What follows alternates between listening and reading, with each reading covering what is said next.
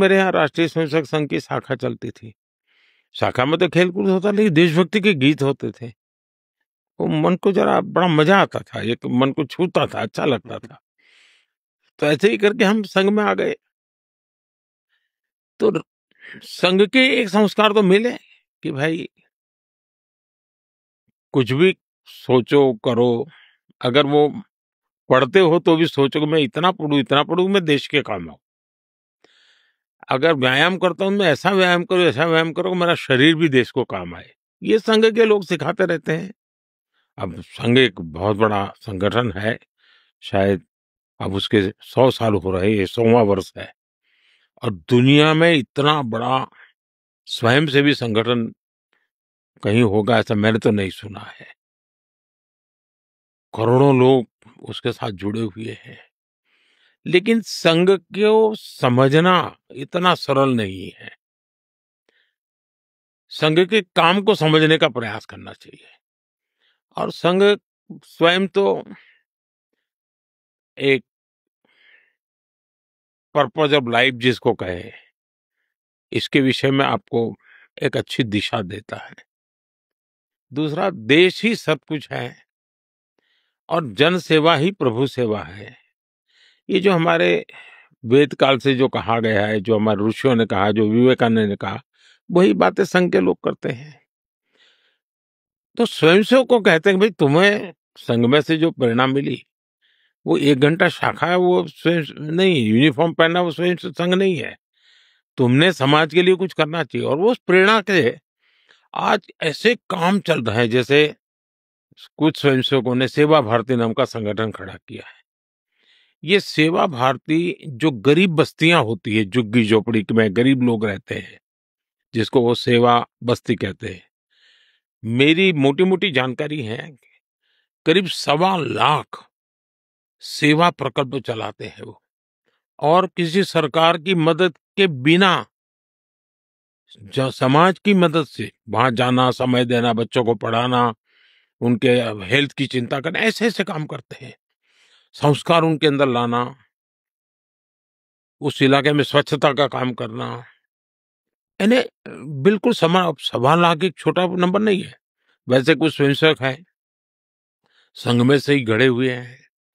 वो वनवासी कल्याण आश्रम चलाते हैं और वो जंगलों में आदिवासियों के बीच में रह करके आदिवासियों की सेवा करते। 70,000 से ज्यादा वन टीचर वन स्कूल, एकल विद्यालय चलाते हैं। और अमेरिका में भी कुछ लोग हैं जो उनको लिए शायद $10 या $15 का डोनेशन करते हैं इस काम के लिए। और वो कहते हैं कि एक कोका कोला नहीं पीनी है इस महीने, एक कोका कोला मत पियो और उतना पैसा ये एकल विद्यालय को दो। अब 70,000 एकल विद्यालय आदिवासी बच्चों को पढ़ाने के लिए करना। कुछ स्वयंसेवकों ने शिक्षा में क्रांति लाने के लिए विद्या भारती नाम का संगठन खड़ा किया। करीब 25,000 स्कूल चलते हैं उनके देश में और 30 लाख से छात्रा एट अ टाइम होते हैं। और मैं मानता हूं तक करोड़ों विद्यार्थियों को और बहुत ही कम दाम में पढ़ाई हो और संस्कार को भी प्राथमिकता हो, जमीन से जुड़े हुए लोग हो, कुछ न कुछ हुनर सीखे, समाज पर बोझ न बने। यानी जीवन के हर क्षेत्र में वे, चाहे महिला हो, युवा हो, इवन मजदूर, शायद उन मेंबरशिप के हिसाब से मैं कहूं तो भारतीय मजदूर संघ है, शायद उसके 55,000 के करीब यूनियंस है शायद। और करोड़ों की तादाद में उनके मेंबर्स हैं। शायद दुनिया में इतना बड़ा लेबर यूनियन कुछ नहीं होगा। और सिखा कैसा जाता है,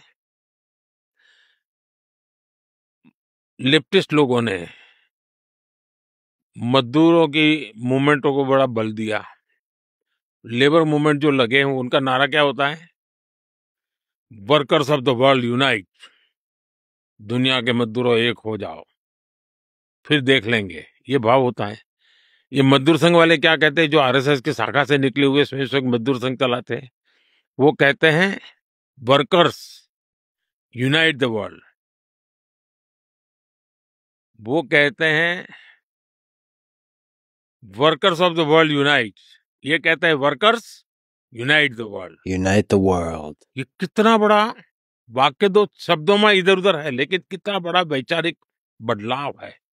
ये संघ की शाखा से निकले हुए लोग अपनी रुचि, प्रकृति, प्रवृत्ति के अनुसार जब काम करते हैं तो इस प्रकार के गतिविधियों को बल देते हैं। और जब इन कामों को देखेंगे तब आपको 100 साल में राष्ट्रीय स्वयंसेवक संघ ने भारत के सारे चकाचौंध दुनिया से दूर रहते हुए एक साधक की तरह समर्पित भाव से, तो मेरा ये सौभाग्य रहा कि ऐसे पवित्र संगठन से मुझे संस्कार मिले जीवन के,